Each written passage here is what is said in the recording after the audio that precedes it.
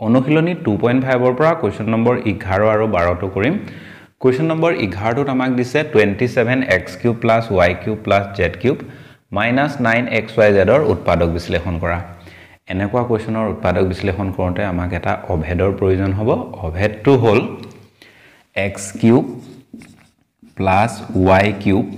+ z³ - 3xyz ইয়াৰ সমান আমি কি লিখিব পাৰো x +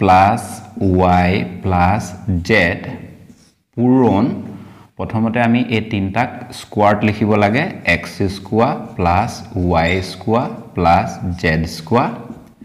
নেক্সট আমি কি কৰিব লাগে এটুকে পূৰণ কৰিব লাগে x y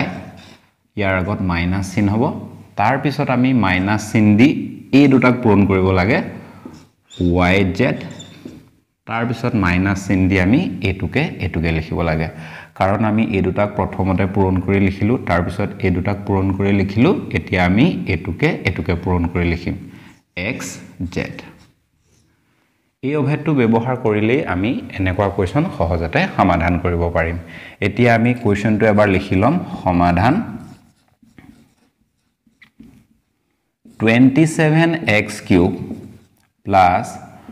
y³ + z³ - 9xyz এতিয়া আমাৰ প্ৰথম কামটো হ'ব এই যেগিটা কিউবত আছে কিউবত থকা গিটা আমি হোল কিউবত লিখিব লাগিব ইয়াক যদি আমি হোল কিউবত লিখো 3x হোল কিউব হ'ব প্লাস এটো হোল কিউবতে আছে হলো আমাৰ সুবিধাৰ কাৰণে আমি ইয়াক এনেকে হোল কিউবত লিখিব পাৰো প্লাস z কো আমি y ক লিখাৰ দৰে লিখিম z হোল কিউব এতিয়া আমি যদি চাও এটুৱে মিলি আছে x³ y³ z³ এই গুটেটোক যদি আমি x বুলি ভাবো তেতিয়া হলে x³ + y³ + z³ হৈ আছে আমি -3xyz বুলি যদি আমি লিখি দিও এই ফৰ্মটোৱে মিলি যাব গতিকে আমি মিলাবৰ কাৰণে তেনেকে লিখিম -3 * x ৰ ঠাইত আমি কি লিখিম এটো লিখিম 3x পূৰণ y ৰ ঠাইত আমি এটো লিখিম y পূৰণ z ৰ ঠাইত আমি এটো লিখিম এতিয়া যদি আমি এইগিটাক পূৰণ কৰি চাও এটোৱে আমি পাম 3 × 3 = 9 xyz এটোৱে আমি পালো এতিয়া যদি আমি এই লাইনটো লগত মিলাই চাও এটো লাইনে একেই হৈ গল ইয়াৰ সমান যদি এটো হয় তেতিয়া হলে এটোৰ সমান আমি তেনেকে লিখিব পাৰো যদি আমি তেনেকে লিখো কি হ'ব প্ৰথমতে x + y + z হ'ব x বুলি ক'লে 3x হ'ব প্লাস y বুলি ক'লে y আছে z বুলি ক'লে z হ'ব নেক্সট আমি কি লিখিব লাগিব এই আটাইগিটাকে স্কোয়াৰ কৰি লিখিব লাগিব 3x whole square plus y² plus z² minus এতিয়া আমি প্ৰথমে কি কৰিম এই দুটাক পূৰণ কৰি লিখিম 3xy মাইনাস তাৰ পিছত এই দুটা পূৰণ কৰি লিখিম yz নেক্সট মাইনাস এটুকে পূৰণ কৰি লিখিম xz * 3 মানে 3xz এনেকুৱা হ'ব এতিয়া আমি এই লাইনটোত আৰু অলপ সিম্পলিফিকেশন কৰিব পাৰো বা আৰু অলপ সৰল কৰিব পাৰো গতিকে সৰল কৰি দিলে আমাৰ উত্তৰটো হৈ যাব এটো লাইন যেনেকৈ আছে তেনেকেই বহিব 3x + y + z এটো লাইনত আমি 3 ক যদি স্কয়াৰ কৰো 9 হ'ব x ক স্কয়াৰ কৰিলে x² হ'ব plus y² plus z² minus 3xy minus yz minus 3xz এই দুটাই ইয়াৰ উৎপাদক হ'ব ইয়াত আমি এই অভেদটো ব্যৱহাৰ কৰিছো 12 নম্বৰ কোৱেশ্চনটোত আমাক সত্যাপন কৰিবলৈ দিছে সত্যাপন কৰা অংকবিলাকত আমি সমান চিনৰ লেফট হ্যান্ড সাইড আৰু সমান চিনৰ ৰাইট হ্যান্ড সাইডত যি দুটা অংক আছে সেই অংক দুটাৰ পৰা কোনোবা এটা অংকলৈ আমি সমাধান কৰিব লাগে যদি আমি এটো সমাধান কৰো তেতিয়া আমাৰ এটো ওলাব লাগিব যদি আমি এটো সমাধান কৰো তেতিয়া আমাৰ এটো পাৰ্ট ওলাব লাগিব যদি আমি সমাধান কৰোতে তেনেকৈ ওলাই যায় তেতিয়া আমি শেষত লিখিব পাৰো লেফট হ্যান্ড সাইড সমান ৰাইট হ্যান্ড সাইড সত্যাপন কৰা হ'ল তেনেকৈ লিখি দিলে এনেকুৱা কোৱেশ্চন সমাধান কৰা হৈ যাব এতিয়া আমি যদি চাও এটোৰ পৰা কৰিও এটো উলিয়াব পাৰো এটোৰ পৰা কৰিও এটো উলিয়াব পাৰো গতিকে আমি এই পাৰ্টটো কৰিম ৰাইট হ্যান্ড সাইডটো কৰিম সমাধান আমি প্ৰথমে ৰাইট হ্যান্ড সাইডটো লিখি লম ৰাইট হ্যান্ড সাইড এটো তুমি ইচ্ছা কৰিলে সোঁপক্ষ বুলি লিখি লব পাৰা অসমীয়াত 1/2 দিয়া আছে x + y + z ব্ৰেকেটৰ ভিতৰত দিয়া আছে x - y whole square plus y - x whole square plus z - x whole square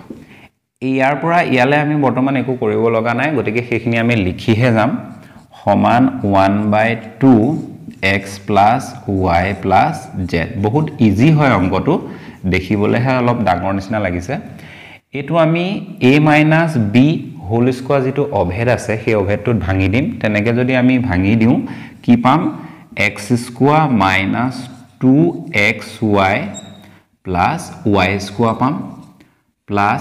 same আমি a2 আৰু a2 দুইটাকে ভাঙি দিম এটুক যদি আমি ভাঙি দিও y স্কয়াৰ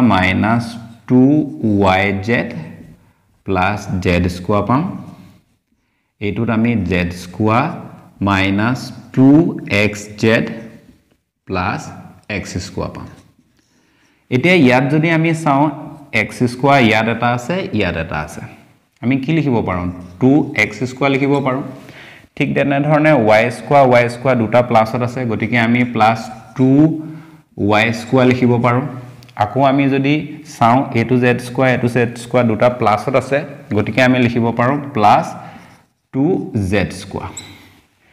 এতিয়া আমি a টুক নেক্সট ইয়াত লিখি দিম -2xy তাৰ পিছত আমি yz ক লিখিম -2yz ইয়াৰ পিছত আমি এটো লিখি দিম -2xz এনেকে আমি সজাই লিখি দিম এই আগৰখিনি আমি বিশেষ বৰ্তমান সমাধান কৰিব নোৱাৰো গতিকে এখিনি জাস্ট আমি লিখি গলেই হল